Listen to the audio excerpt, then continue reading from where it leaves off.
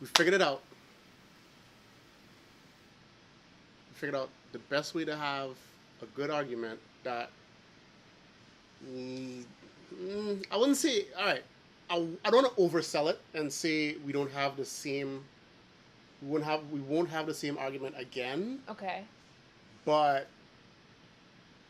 it greatly reduces the chances we have that argument again about that same thing Okay. in particular. So, catch and release. Oh yeah, it sounds weird. I know it does, but it's the best way I could put words to it for right now. You'll have to explain to it because I'll have to explain it. Yes, I know that. yes. I realize that. So this is the current argument strategy that keeps it productive. Okay, argument starts. The stage is set. The stage is set. The argument starts for whatever reason, whatever happens, right? Normal talking, normal talking. Okay, this isn't normal. This isn't normal. Getting angry. All right, cut. Right, Mm-hmm. cut. Like, all right, separate.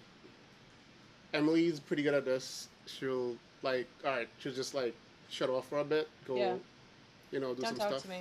Don't talk to me for a bit. But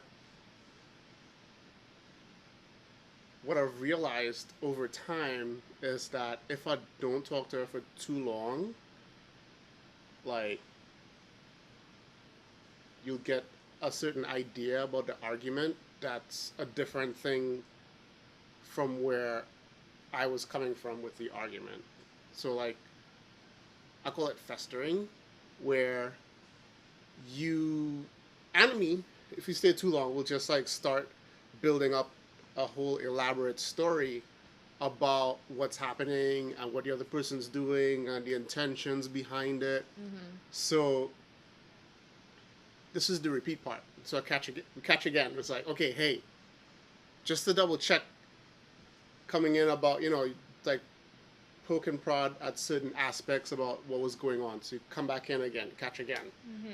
and then we'll see where we're at. Like, if are we able to talk more? Are we able to discover a new element of the argument without getting angry? If we start, and then there's like an angry threshold.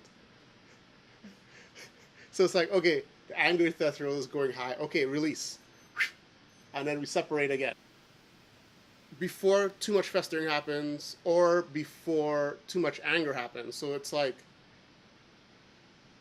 talking, balancing. It's a balancing act of talking to each other.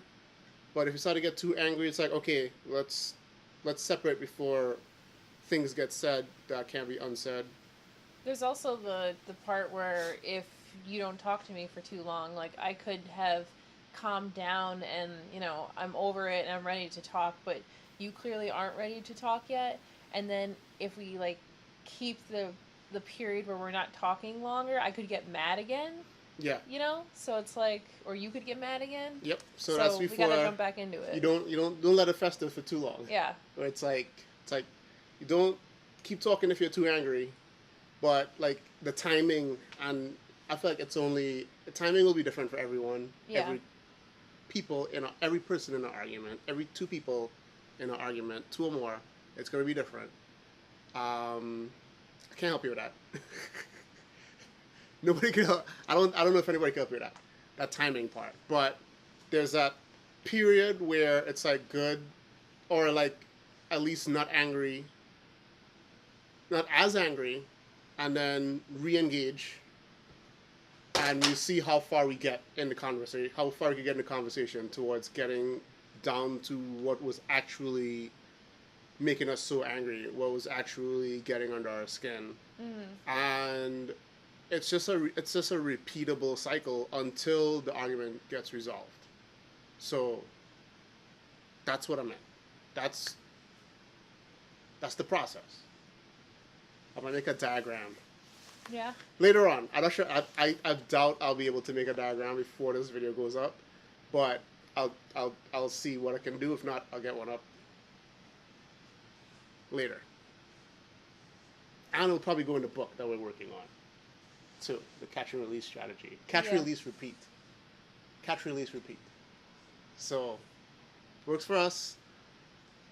Emily, it's okay. You don't have much to say. Well- This has been masterminded by me, by years of paying attention to Emily and seeing what gets us through and moves us forward when it comes to certain things. So try it. If you have that issue. If not, you're already good. So